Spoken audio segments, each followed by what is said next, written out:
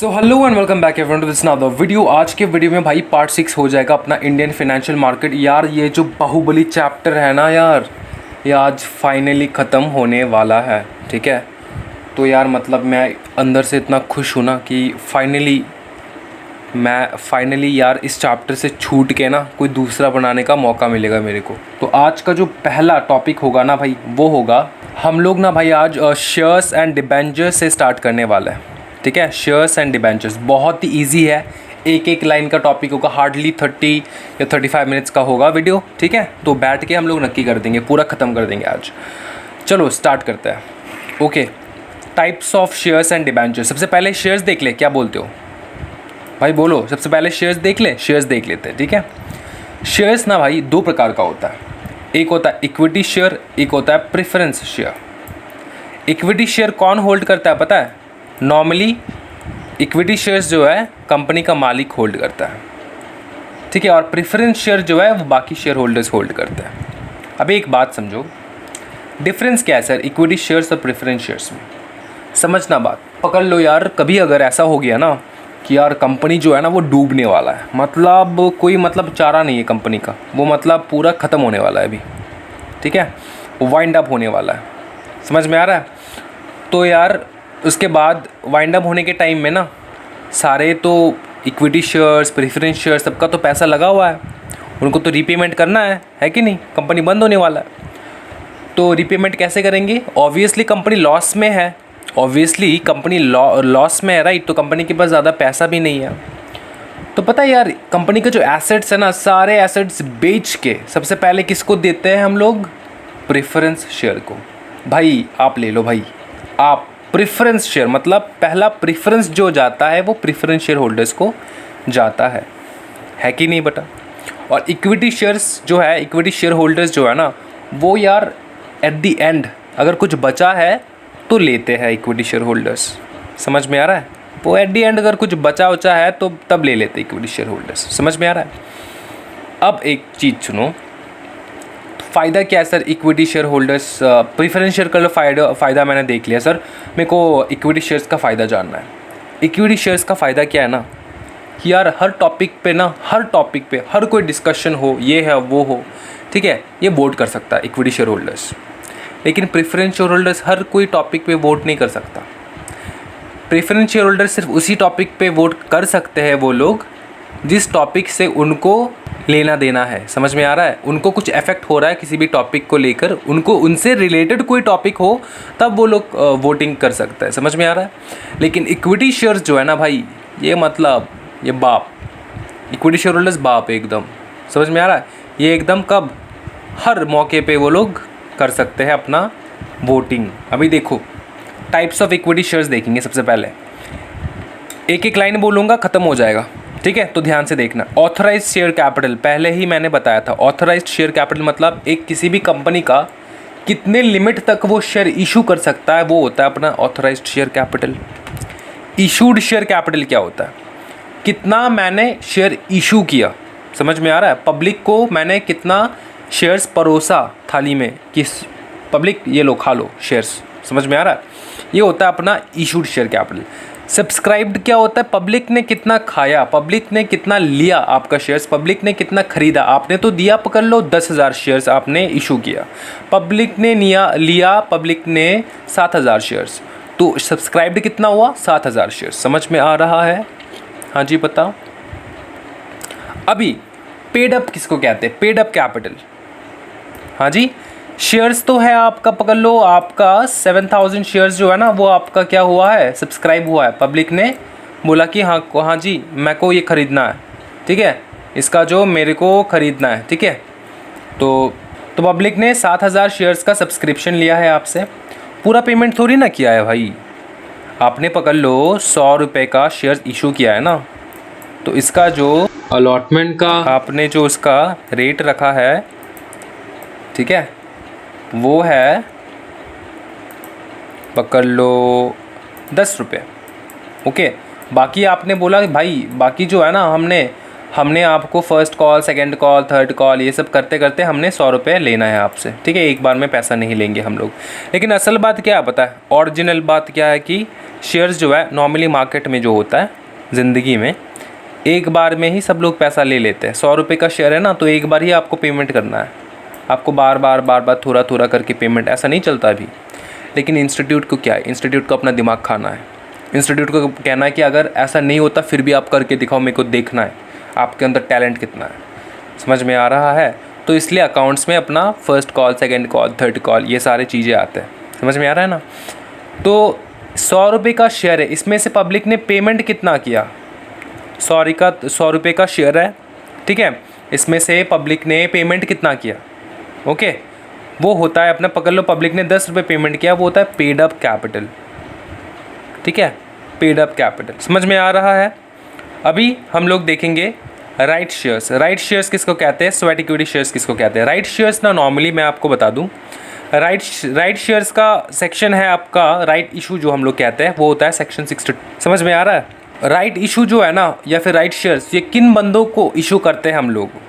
हमेशा याद रखना, एग्जिस्टिंग इक्विटी शेयर होल्डर्स जो है, एग्जिस्टिंग मतलब जो अभी फ़िलहाल है, एग्जिस्ट कर रहा है, उन्हीं को राइट इशू किया जाता है, राइट शेयर्स दिया जाता है। ये आपके पीडीएफ में लिखा है। लेकिन उसके अलावा बहुत सारे बंदों को किया जाता है, ये आपके पीडीएफ में लिखा नहीं है क्योंकि वो एग्जीक्यूटिव में लिखा है ना भाई मेरे, थोड़ा इधर पढ़ लो, थोड़ा उधर पढ़ लेना। लेकिन मैं इधर ही बता दूंगा क्या क्या है। तो एग्जिस्टिंग, देखो तीन प्रकार के लोग को हम लोग राइट इशू कर सकते हैं। एक है एग्जिस्टिंग इक्विटी शेयर होल्डर्स, दूसरा है एम्प्लॉय अंडर ईसॉप। ईसॉप क्या है sir? Employ stock option plan, ये अलग प्लान है, मैं आपको बताऊंगा। उसके बाद क्या है बताओ? एनी अदर पर्सन, ठीक है, एनी वन, किसी और को भी, कोई भी बंदे को मतलब इशू कर सकते हैं हम लोग राइट शेयर्स, राइट इशू कर सकते हैं, कोई भी बंदे को हम लोग राइट इशू कर सकते हैं। हाँ भाई सही बात है, किसी भी बंदे को हम लोग राइट इशू कर सकते हैं। तो सर पहले आपने क्यों बोला कि सर सिर्फ इक्विटी शेयर होल्डर्स को, वो भी एग्जिस्टिंग वाला, हमको उन्हीं को ही इशू करना है राइट इशू, राइट शेयर्स? देखो 3 प्रकार के बंदे मैंने बताया। एक है एग्जिस्टिंग इक्विटी शेयर होल्डर्स, हाँ सही है, एग्जिस्टिंग इक्विटी शेयर होल्डर्स को आप कर सकते हो। दूसरा बताओ एम्प्लॉय अंडर ईसॉप। लेकिन सुनो एक बात सुनो, एम्प्लॉय अंडर ईसॉप को अगर देना है ना, तो आपको स्पेशल रेजोल्यूशन पास करना होगा जनरल मीटिंग में, शेयर होल्डर्स से परमिशन लेना है कि उनको राइट इशू करना है मेरे को। समझ में आ रहा है? या फिर किसी भी और बंदे को भी आप इशू कर सकते हो, लेकिन उसके लिए ऐसा रिंजियम पास करना है, ठीक है। और अगर पकड़ लो यार, आपने ये 3 प्रकार के मैंने बोल दिया, एक है एग्जिस्टिंग इक्विटी शेयर होल्डर, एक है एम्प्लॉय अंडर ईसॉप, और एक है बताओ एनी वन आप दे सकते हो, कोई दिक्कत नहीं है। समझ में आ रहा है? तो बहुत सारे बंदे या फिर को लगता होगा कि यार ये जो राइट इशू है सिर्फ अपने एग्जिस्टिंग इक्विटी शेयर होल्डर्स को ही करते हैं हम लोग। नहीं, ऐसा नहीं है, हम लोग किसी भी को भी कर सकते हैं, लेकिन SRNGM पास करना होगा। ये आपको एग्जीक्यूटिव लेवल का पढ़ाई है राइट इशू, ठीक है। अभी देखो स्वेट इक्विटी शेयर, सीधे एक शब्द में मैं ख़त्म करूँगा वरना बहुत लंबा हो जाएगा, जो कि आपके लिए इररिलेवेंट है, because you are in the CSET level. जितना रिलेवेंट है उतना ही कराना है। तो स्वेट इक्विटी शेयर क्या है कि बताओ, स्वेट इक्विटी शेयर क्या है? स्वेट इक्विटी के सेक्शन होगा ना, अगर आप लोग सेक्शन देखें अच्छे से तो स्वेट इक्विटी सेक्शन होगा सेक्शन 2 सबसेक्शन 88, ठीक है। ये क्या होता है sweat equity share? Sweat equity shares अपने जो है ना डायरेक्टर्स, एम्प्लॉयज़, उनको दिया जाता है। स्वेट इक्विटी शेयर मतलब समझो यार, खून पसीने का शेयर। खून पसीने का शेयर मतलब जो डायरेक्टर्स है, ठीक है, जो एम्प्लॉयज़ है, ठीक है, उन्होंने जो इतना मतलब उनको मतलब मोटिवेट करने के लिए, ठीक है, उनको मोटिवेट करने के लिए अपन लोग स्वेट इक्विटी शेयर्स इशू करते हैं। क्यों मोटिवेट करना है सर? क्योंकि उन्होंने अपना नो हाउ शेयर किया है, मतलब उनका नॉलेज जो है ना वो शेयर किया अपने साथ। समझ में आ रहा है? किसी भी प्रकार का समझ में आ रहा है? स्वेट इक्विटी शेयर्स क्लियर है भाई? ओके। उसके बाद हम लोग देखते हैं प्रेफरेंस शेयर्स। प्रेफरेंस शेयर्स कितने प्रकार के होते हैं बताओ फटाफट। Cumulative preference share. अभी क्यूमुलेटिव प्रेफरेंस शेयर क्या है आपको बता दिया मैंने। प्रेफरेंस शेयर का जो है ना एक फिक्स रेट ऑफ डिविडेंड रहता है, आपको ये पता है ना? हाँ जी बताओ फटाफट। अच्छा एक चीज़ तो मैंने आपको बताना भूल ही गया, मेन डिफरेंस जो कि प्रेफरेंस शेयर्स और इक्विटी शेयर का है। हाँ जी, प्रेफरेंस शेयर का जो है ना एक फिक्स डिविडेंड रहता है बेटा, आपको इतना ही डिविडेंड मिलने वाला है। फॉर एग्जांपल 9% प्रेफरेंस शेयर लिखा है, तो कभी कभार देखोगे ना यार प्रेफरेंस शेयर के आगे लिखा होता है 9% प्रेफरेंस शेयर, 2% प्रेफरेंस शेयर, 10%, 11%, जितना भी परसेंट हो जाए प्रेफरेंस शेयर लिखा होता है। तो वो जो है ना फिक्स्ड रेट रहता है। प्रेफरेंस शेयर हमेशा आपका जो डिविडेंड मिलेगा, प्रेफरेंस डिविडेंड जो कहते हैं हम लोग, उसके ऊपर जो डिविडेंड मिलता है शेयर के ऊपर, तो वो जो है ना वो हमेशा फिक्स्ड रहता है। मतलब प्रेफरेंस शेयर का जो इनकम है ना शेयर होल्डर्स का, वो फिक्स्ड रहता है। कंपनी बेटा अगर पकड़ लो लॉस में जा रहा है या फिर किसी भी प्रकार का कहीं पर भी जा रहा है, मतलब प्रॉफिट में हो रहा है, लॉस में हो रहा है, कुछ भी हो जाए, कंपनी को प्रेफरेंस शेयर को एक फिक्स रेट ऑफ डिविडेंड ही मिलने वाला है। लेकिन इक्विटी शेयर का ऐसा नहीं है। इक्विटी शेयर होल्डर्स का हर साल बदलता रहता है, डिविडेंड जो है ना हर साल बदलता रहता है, कभी ज़्यादा कभी कम, अकॉर्डिंग टू दी सर्कमस्टांसेस। अभी क्यूमुलेटिव प्रेफरेंस शेयर समझो क्या होता है। क्यूमुलेटिव प्रेफरेंस शेयर कभी कभार क्या होता है ना कि यार प्रेफरेंस डिविडेंड जो है ना कंपनी क्या करते हैं कि बहुत लॉस हो जाता है कंपनी को, तो प्रेफरेंस डिविडेंड जो है ना कंपनी नहीं देते हैं। डिविडेंड पकड़ लो नहीं देते, बोला कंपनी ने बोला कि यार डिविडेंड नेक्स्ट ईयर ले लियो, ठीक है, नेक्स्ट ईयर ले लियो डिविडेंड, इस साल नहीं दे पाएंगे, नेक्स्ट ईयर ले लियो डिविडेंड। तो क्यूमुलेटिव प्रेफरेंस शेयर्स क्या होता है कि वो जो है ना वो डिमांड कर सकते हैं, उसके पास राइट होता है कि इस साल का तो चाहिए, पिछले साल का भी दो बेटा, पिछले साल का तुमने दिया नहीं है मेरे को, ठीक है। ये होता है क्यूमुलेटिव प्रेफरेंस शेयर, उसके पास राइट होता है, समझे। नॉन क्यूमुलेटिव प्रेफरेंस शेयर के पास राइट नहीं होता। अगर कंपनी लॉस हो रहा है कंपनी को और वो डिविडेंड नहीं दे पा रहा है किसी एक साल में, तो preference non cumulative preference share holders जो है ना वो पिछले साल का मांग नहीं सकते, क्योंकि वो तो पिछले साल लॉस में गया था, इसलिए वो उन्होंने दिया नहीं। समझ में आ रहा है ना कंपनीज।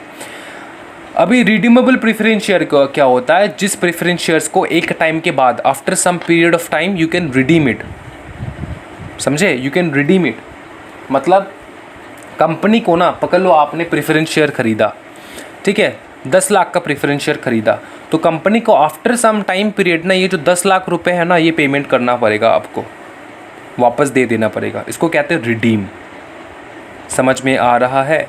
ये तो एक प्रकार का क्या है बताओ मेरे को, एक प्रकार का क्या है, कंपनी आपसे पैसा ले रहे हैं ना, for what, for what, for running the company, isn't it. तो उसको तो एक टाइम पे जाके रिडीम करना ही है प्रेफरेंस शेयर। समझ में आ रहा है। हाँ, अभी पार्टिसिपेटिंग प्रेफरेंस शेयर क्या होता है, एक चीज़ समझो, पार्टिसिपेटिंग प्रेफरेंस शेयर क्या होता है। नॉर्मल डिविडेंड तो मिलता ही है भाई साहब को, ये मतलब बवाल वाले बच्चे हैं, ठीक है, बवाल वाले शेयर होल्डर्स है। सुनो, पार्टिसिपेटिंग प्रेफरेंस शेयर्स, इनको नॉर्मल जो डिविडेंड है, प्रेफरेंस डिविडेंड, ये तो मिलता ही है भाई। लेकिन अगर कंपनी ज़्यादा कोई प्रॉफिट कमा लिया ना, ज़्यादा प्रॉफिट, सरप्लस प्रॉफिट, समझो सरप्लस प्रॉफिट, ये वर्ड सही है, सरप्लस प्रॉफिट, ठीक है, या फिर सरप्लस एसेट उसने जुगाड़ लिया, समझ में आ रहा है, कंपनी में, तो बेटा उसके ऊपर भी हक है किसका, पार्टिसिपेटिंग प्रेफरेंस शेयर्स का। उसका भी थोड़ा परसेंटेज पार्टिसिपेटिंग प्रेफरेंस शेयर्स को भी मिलने वाला है सरप्लस प्रॉफिट में से, समझे। नॉन पार्टिसिपेटिंग प्रेफरेंस शेयर एकदम उल्टा है पार्टिसिपेटिंग प्रेफरेंस शेयर के, इनको कोई सरप्लस, अगर कंपनी को सरप्लस प्रॉफिट हो ना हो, उसको कुछ फ़ायदा नहीं होने वाला, उसको कुछ नहीं मिलने वाला। समझ में आ रहा है, नॉन पार्टिसिपेटिंग प्रेफरेंस शेयर्स। अभी कॉन्वर्टेबल प्रेफरेंस शेयर क्या होता है कि कभी कभार कंपनी इशू करता है प्रेफरेंस शेयर जो कि कन्वर्ट कर सकते हो आप, जिनके मतलब जो होल्डर्स है ना, कॉन्वर्टेबल प्रेफरेंस शेयर होल्डर्स है, उनके पास एक राइट होता है कि आफ्टर सम टाइम ना, आफ्टर सम स्पेसिफिक पीरियड या टाइम, कुछ भी कह लो, वो लोग कन्वर्ट कर सकते हैं अपना preference share into equity shares, convert कर सकते हैं अपना preference shares into equity shares, ठीक है। और नॉन कन्वर्टेबल बताओ, एकदम उल्टा है, हाँ, वो कन्वर्ट नहीं कर सकते, उनको प्रेफरेंस शेयर होल्डर ही बन के रहना। क्लियर है भाई, इतना क्लियर है सब कुछ। मैंने इधर से लेके इधर तक एक एक करके चुन के आपको बता दिया कि क्या होगा ये सब। फिर भी किसी एक में भी अगर आपको डाउट है ना, तो अभी टाइप करो कमेंट सेक्शन पे कि सर इसका मीनिंग क्या है, मेरे को फिर से बता दो, मैं बता दूंगा, कोई दिक्कत नहीं है। I am always there for you all. Okay, types of debentures देख लेंगे। डिबेंचर्स कितने प्रकार के होते हैं। एक होता है सिक्योर्ड डिबेंचर्स। सिक्योर्ड डिबेंचर्स मतलब, हाँ जी, सिक्योर्ड डिबेंचर्स बताओ फटाफट। डिबेंचर क्या है बेटा, लोन ही तो है। डिबेंचर क्या है, लोन है, कंपनी लोन ले रहे हैं आपसे, राइट। सिक्योर्ड डिबेंचर क्या होता है कि पकड़ लो, आप हो, पकड़ लो सैम करके एक बंदा है, ओके, सैम करके एक बंदा है, इसने क्या किया पता है, इसने कंपनी से डिबेंचर्स खरीदा, कंपनी, कंपनी से डिबेंचर्स खरीदा। ओके, तो कंपनी ने सैम को डिबेंचर्स इशू किया। तो सैम ने बोला बेटा सुन एक बात, कंपनी तूने तो मेरे को डिबेंचर इशू किया, अच्छी बात है, मैंने तेरे को लोन दिया लोन के हिसाब से, लेकिन मेरे को सिक्योर्ड डिबेंचर्स चाहिए। कल को अगर तेरे कंपनी डूब जाए ना तो मेरे का क्या गारंटी है कि तू मेरा लोन वापस करेगा, डिबेंचर्स जो है वो तुम मेरे को वापस कर देगा। समझ में यार, डिबेंचर का पैसा, debenture once issued have to be redeemed. ठीक है, उसके एक बार डिबेंचर अगर आप इशू कर दो ना तो वो आपको रिडीम करना ही होगा। ठीक है, किसी भी पर्टिकुलर टाइम के बाद, टाइम पीरियड के बाद। समझ में आ रहा है, पकड़ लो 5 साल बाद, 6 साल बाद, कुछ भी कह लो। तो ये है सिक्योर्ड डिबेंचर्स, समझो। तो कंपनी अगर लॉस में चला जाए तो क्या गारंटी है कि सैम का जो पैसा है उसको वापस मिल जाएगा? पॉसिबल है? हाँ जी है। तो सैम ने क्या किया, सैम ने कंपनी को बोला तेरा जो कंपनी का इतना बड़ा बड़ा एसेट है ना उसके ऊपर चार्ज क्रिएट कर, उसके ऊपर चार्ज क्रिएट कर। चार्ज एक बहुत ही भयंकर टॉपिक है, बढ़िया टॉपिक है। I just love that charge topic. और क्यों लव करता हूँ मैं पता है? क्योंकि चार्ज टॉपिक पे ना मैक्सिमम स्टूडेंट्स को डाउट होता है। And I like to explain the charge topic कि चार्ज कैसे क्रिएट होता है, कैसे चार्ज सेटिस्फाई होता है। समझ में आ रहा है? बहुत बढ़िया टॉपिक है चार्ज का। चार्ज का जो सेक्शन है ना बेटा वो है 77। ठीक है, तो एक चीज़ आपको बता दूँ मैं, तो सैम क्या करता है, सैम शातिर बनता है। वो बोला कि यार कंपनी अगर फ्यूचर में डूब जाए ना, क्या गारंटी है कंपनी मेरा पैसा वापस करेगा? कोई गारंटी नहीं है। तो मैं फटाफट अपना जो लोन है ना वो सिक्योर्ड कर लेता हूँ। कैसे? चार्ज क्रिएट करके।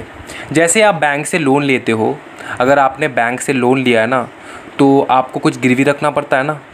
कंपनी सेम वे है, डिबेंचर एक लोन होता है। कंपनी ने लोन लिया किससे? सैम से, तो कुछ तो गिरवी रखना पड़ेगा ना।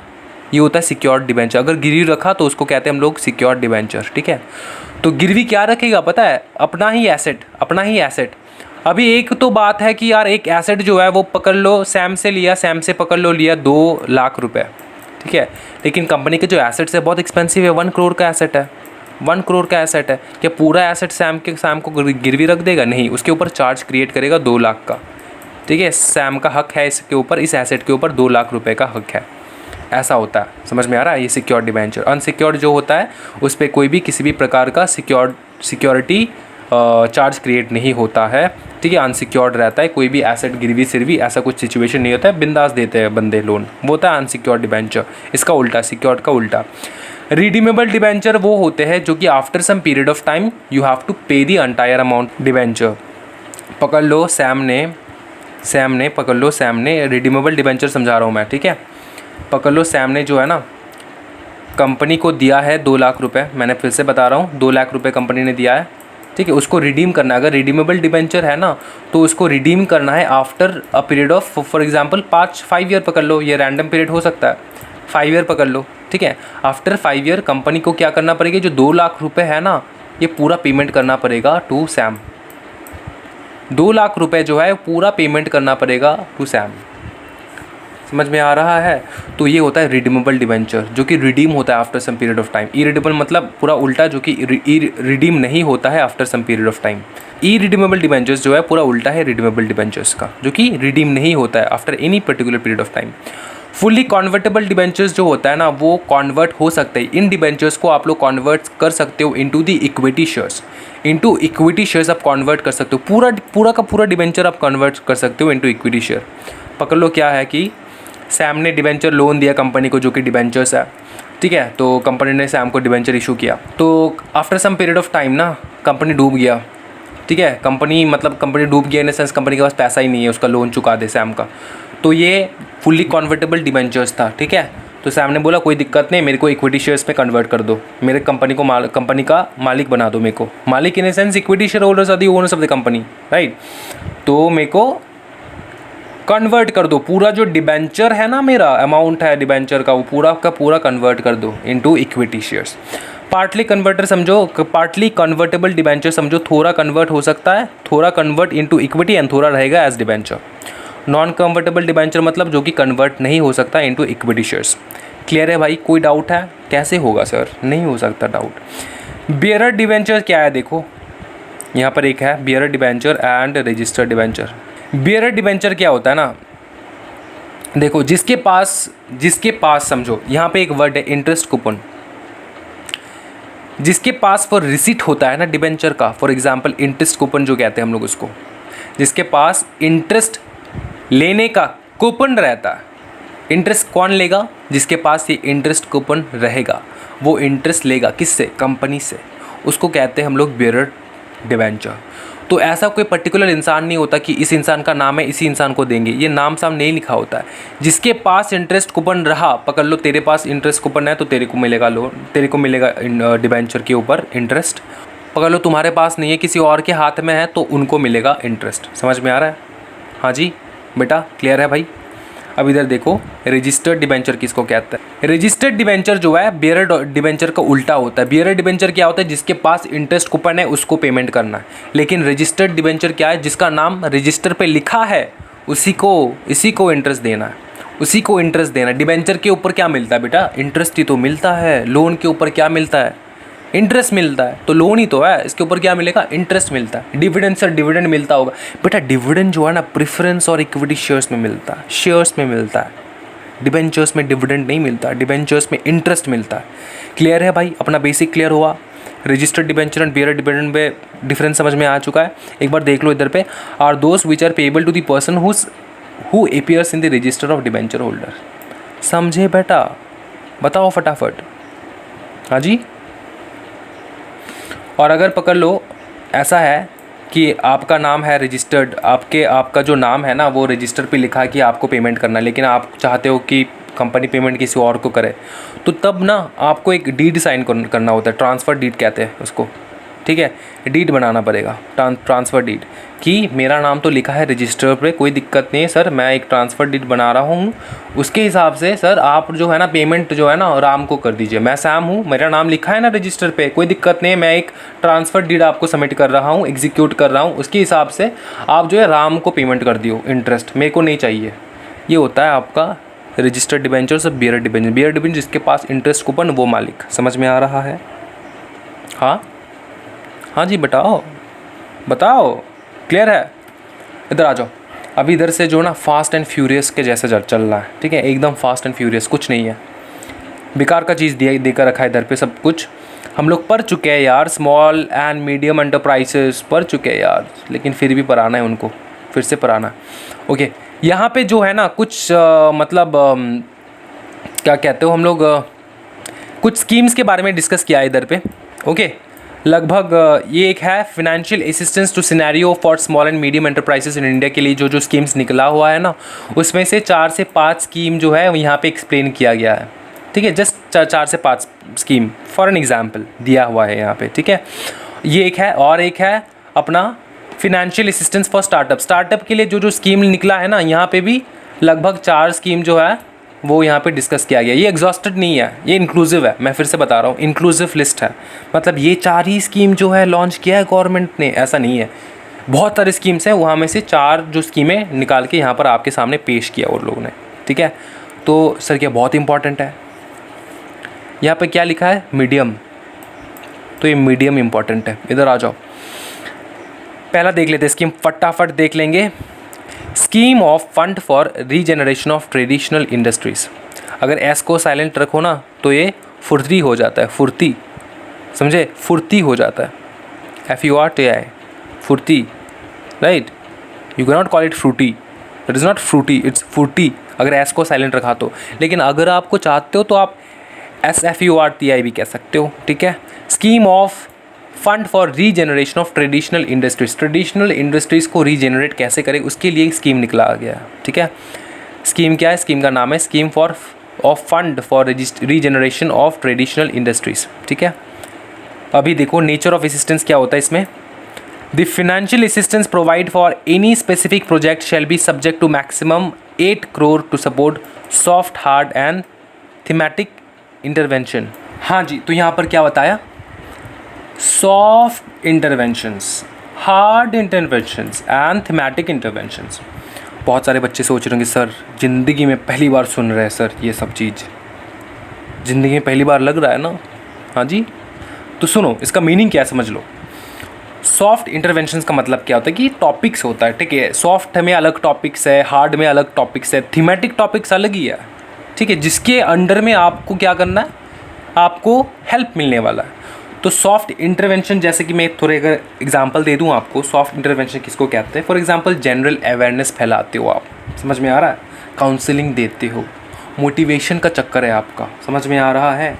डिज़ाइन एंड प्रोडक्ट डेवलपमेंट करते रहते हो, वो होता है सॉफ्ट इंटरवेंशंस, समझ में आ रहा है? तो इनमें आपको असिस्टेंस मिलने वाला है। ओके, तो कितना सर असिस्टेंस? 8 करोड़। और सर बताओ ना सर, हार्ड इंटरवेंशन क्या है सर? बहुत हार्ड है, बहुत हार्ड है। सुनो, हार्ड में क्या आता है? रॉ मटेरियल बैंक्स आता है, हाँ जी, वेयर हाउसिंग आता है, ट्रेनिंग एक्टिविटीज़, ये सारे आते हैं किसमें? हाँ जी, हार्ड इंटरवेंशंस में। और थीमेटिक का क्या है सर? थीमेटिक में जैसे आते हैं, फॉर एग्जांपल इनोवेशन करते हो आप, ई कॉमर्स का बिजनेस है, मीडिया का बिजनेस है, समझ में आ रहा है? ये होता है थीमेटिक इंटरवेंशन, समझ में आ रहा है? इसमें क्या होगा? आपको असिस्टेंस मिलने वाला है, समझ में आ रहा है? और भाई कौन अप्लाई कर सकता है इसमें? फटाफट देख लेते हैं। एनजीओस अप्लाई कर सकते हैं sir, institutions of central state government and semi government institutions, field functionaries of state and central government, Panchayati Raj institutions PRIs, ठीक है, Panchayati Raj institutions PRI, private sector by forming cluster specific SPVs, और उसके बाद corporates and corporate responsibility CSR foundation with expertise to undertake cluster development. तो who can apply जो है ना, यहाँ से बस पढ़ लेना कि कौन कौन अप्लाई कर सकते हैं इस थीम के तहत। मैं फिर से बता रहा हूँ, बहुत इंपॉर्टेंट नहीं है ये चीज़, ठीक है? आपको बस ये याद रखना पड़ेगा, ठीक है? थीम कौन सा है बेटा, किसके अंडर में आता है? स्मॉल एंड मीडियम एंटरप्राइजेस, समझ में आ रहा है? कितना पैसा मिलता है बेटा? 8 करोड़। ओके, और इसका कौन सा किस में सपोर्ट होता है? Soft, hard and thematic interventions. कौन कौन अप्लाई कर सकते हो? ऊपर से देख लियो, ठीक है? उतना अंदर नहीं घुसने का, भी बहुत पढ़ाई हो चुका है ऑलरेडी इस चैप्टर का, है कि नहीं? पागल हो जाएंगे बच्चे। इधर आ जाओ, बी में देखो क्या बोला है यहाँ पे, a scheme for promotion of innovation, rural industries and entrepreneurship. इन 3 चीज़ के लिए ये स्कीम लाया गया है। एस्पायर, इसका नाम क्या है? एस्पायर। थीम का नाम बताओ, एस्पायर। ऑब्जेक्टिव क्या है? नया जॉब निकालना है बेटा, create new job, reduce unemployment, ठीक है, प्रमोट एंटरप्रेन्योरशिप, ठीक है। उसके बाद grass roots economic development at district level, economic development चाहिए मेरे को डिस्ट्रिक्ट लेवल पे, इसका ऑब्जेक्टिव है स्कीम का। Innovative businesses, okay. अच्छा, solution for unmet social needs, मतलब क्या होता है कि यार इनोवेटिव बिजनेस तो है आपका, लेकिन ये सोशल नीड्स पूरा फुलफ़िल नहीं हो पा रहा है, ठीक है, पहुंच नहीं पा रहे लोगों तक पहुंच नहीं पा रहा है, समझ में आ रहा है? तो पहुंचा देंगे बेटा, स्कीम के तहत पहुंचा देंगे लोगों को आपका innovations. Promoting innovations to further strengthen the competitiveness of MSME sector, ठीक है। नेचर ऑफ असिस्टेंस देख लो, बस रीड करना इधर से इधर। देखो 80 livelihood business incubators to be set by NSIC, KVIC और कोयर बोर्ड और any other institution, agency, GOI, state government, ठीक है, ऑन इट्स ओन और by any other agency, scheme for promotion of innovation, entrepreneurs and agro industrial organisations of the MSME sector, okay. One time grant of 100% cost and plant machinery, ये important है, चलो ये देख लियो। One time grant मिलेगा of 100% cost of plant and machinery, ठीक है। 100% cost जो है गवर्नमेंट पे करेगा आपका, वन टाइम ग्रांट, हर बार नहीं, ठीक है। 2 दिन बाद चले जाओगे, सर मेरे को ये प्लांट लेना है sir. Plant in a sense कि पत्ता नहीं बेटा, पेड़ पौधे नहीं, plant in a sense machineries के बारे में कह रहे हैं हम लोग, ठीक है, प्लांट्स एंड मशीनरीज़। तो उसके बाद other than the land and infrastructure are the amount of 100 lakhs whichever is less to be provided, ठीक है। तो 100 लाख तक का देखो, इंपॉर्टेंट इधर पे क्या है, मैं आपको टिक मार्क करा दे रहा हूँ, यहाँ से यही देख लेना। इंपॉर्टेंट ये कि भी 100% जो है ना आपको असिस्टेंस मिलने वाला, किस चीज़ के ऊपर? Cost of the plant and machinery. लेकिन समझो ये चीज़, प्लांट एंड मशीनरी के ऊपर ही मिलेगा, लैंड और इंफ्रास्ट्रक्चर के ऊपर नहीं। ज़मीन खरीदना है, इंफ्रास्ट्रक्चर खड़ा करना है, उसके ऊपर आपको नहीं मिलने वाला, ठीक है। कितना पैसा मिलेगा? 100 lakhs, और आपका प्रोजेक्ट कॉस्ट मतलब आपका प्लांट एंड मशीनरी कॉस्ट जो भी लेसर हो, ठीक है, whichever is less to be provided. 100 lakh maximum है, मैक्सिमम लिमिट 100 लाख, इसके नीचे जितना भी आपको चाहिए वो मिल सकता है। आपका प्लांट एंड मशीनरी का जो भी कॉस्ट है वो पेमेंट हो जाएगा, समझ में आ रहा है? विच एवर लेस मतलब क्या? पकड़ लो आपका प्लांट का कॉस्ट है 100 लाख है ना, इधर पे पकड़ लो आपका प्लांट का कॉस्ट है 50 लाख, तो आप गवर्नमेंट को बोलोगे सर मेरा प्लांट का कॉस्ट है 50 लाख, लेकिन सर आपने तो बोला है 100 लाख दोगे, तो 100 दे दो ना मेरे को, तो गवर्नमेंट नहीं मानेगा ना उसमें, बोलेगा विच एवर इज लेस, तेरा 50 लाख है तो 50 लाख ले, चुपचाप बिजनेस कर, ज़्यादा चबर चबर मत कर, ठीक है। ये हो जाएगा आपका इधर से, क्लियर है भाई मेरे। और बताओ सर, और बताओ ना सर, और बताओ, इधर आ जाओ। यहाँ पर क्या बताया अच्छे से देखना, in case of incubation centres to be set up under the PP mode with NSIC, KVIC और COIR board और any other institution, agency of coal, state government, ठीक है। अगर इनमें से कोई भी आपका इंक्यूबेशन सेंटर हो रहा है, ओके, तो आपको जो ऊपर में देखो क्या लिखा है, 100% cost of plant and machinery, यहाँ पे बस एक ही चीज चेंज होगा कि वो 50% हो जाएगा, ठीक है, 50% हो जाएगा। और वहां पे 100 लाख था ना, यहाँ पे कितना हो जाएगा, यहाँ पे हो जाएगा 50 लाख। ऊपर पे 100 था, इधर पे 50 लाख का असिस्टेंट मिलने वाला, which ever is less. Clear है भाई, कोई दिक्कत नहीं होगा भाई। अभी इधर आ जाओ, ठीक है, यहाँ से लेके यहाँ तक रीड, कुछ इंपॉर्टेंट वैसा नहीं है यहाँ पे। इधर आ जाओ, एंटरप्रेन्योरशिप एंड स्किल डेवलपमेंट देख लेते हैं, ESDP, ये थर्ड वाला स्कीम है, ठीक है, थर्ड स्कीम है। रिलेटिंग टू व्हाट बेटा, relating to entrepreneurship skill development programme, ESDP, पहले भी देख चुके हैं हम लोग ये सारे। नेचर ऑफ असिस्टेंस क्या है, 20% of the total targeted ESDP are conducted exclusively for weaker sections of the society। और बताओ मिल क्या रहा है, स्टाइपेंड मिल रहा है सर 500 रुपये का पर मंथ पर candidate under the promotional package for micro small enterprises. हाँ यही है और कुछ नहीं है। Who can apply this programmes are conducted by MSME DI of ministry. Who can apply में लिखा है बेटा, this programmes are conducted by MSME DI of ministry. समझ रहे हो कितना मतलब कितना फॉल्ट है PDF में। हु कैन अप्लाई बोल रहे हैं कि कंडक्ट कर रहे हैं MSME DI ऑफ मिनिस्ट्री। बेटा हु कैन अप्लाई पूछा है, इसका आंसर तो दो कि कौन अप्लाई कर सकता है, लेकिन यहाँ पे लिखा क्या है, conducted by MSME DI of ministry, ठीक है, मतलब बवाल। I like it.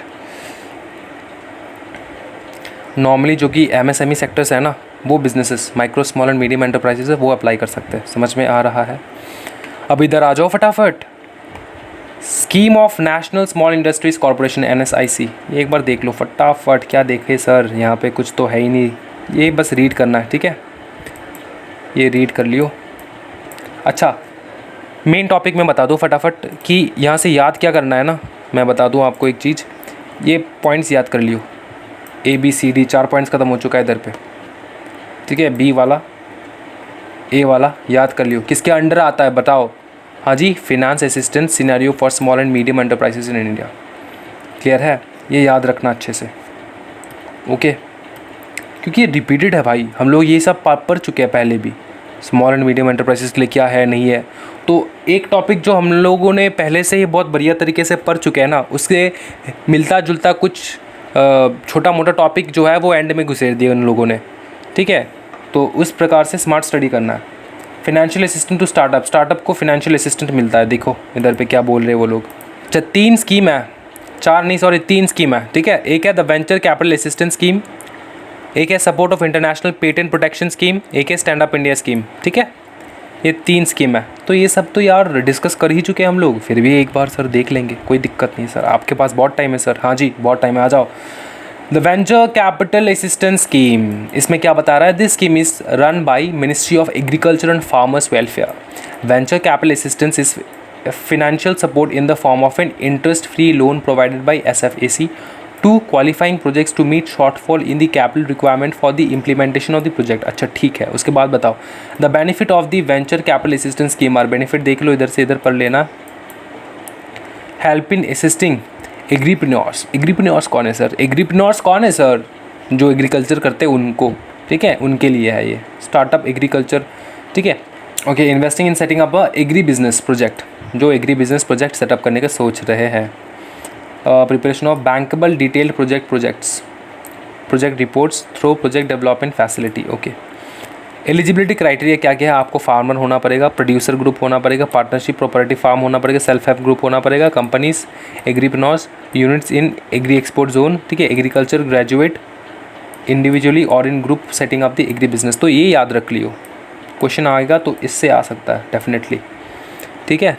कि इस देखो वेंचर कैपिटल असिस्टेंस स्कीम के तहत ना कौन कौन अप्लाई कर सकता है, ये क्लियरली दिखा है इधर पे, समझे। और ये 2 पॉइंट पढ़ लियो अच्छे से। अब इधर आता है support for international patent protection के लिए भाई, patent and electronic information technology. Patent मैंने पहले ही बता चुका हूँ, पेटेंट किस लिए होता है।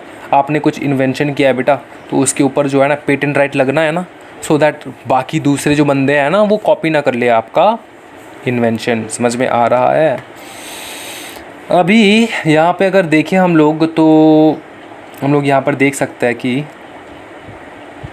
किसको सपोर्ट करने के लिए, medium small and micro small and medium enterprises and technology startups. ठीक है, टेक्नोलॉजी के रिलेटेड पेटेंट है ये, याद रखियो।